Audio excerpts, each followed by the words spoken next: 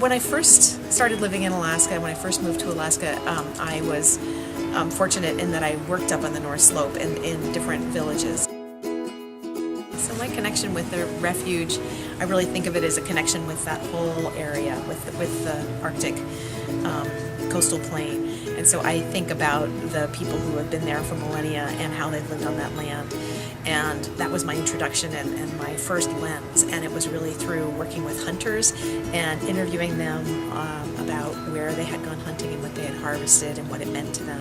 And so when I started to travel there on my own, I still saw the refuge through that lens of how people lived on that landscape. And yet I've spent 3 weeks there without seeing a single human footprint or a single sign of another person. And yet it has this rich, peopled history.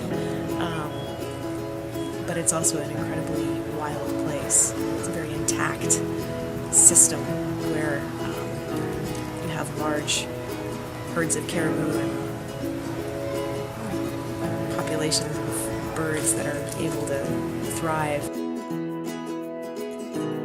One of my favorite experiences in the refuge was one day when I was taking a break from hiking and looked up and some motion caught my eye, and on a slope comfortably far away but close enough to really have a lovely view was a sow brown bear with 2 cubs, and it was a lovely sunny day. We were able to sit and watch for a good long time.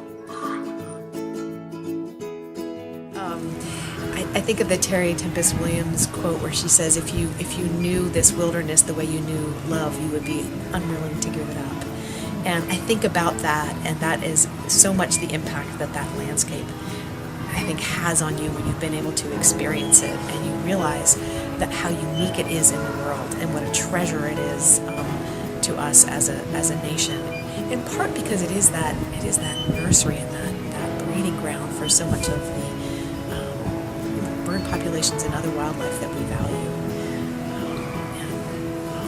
And yet it also has this just innate wild quality that we really don't have in many parts of the world anymore. But it's a rare thing, and it's something we should hold on to.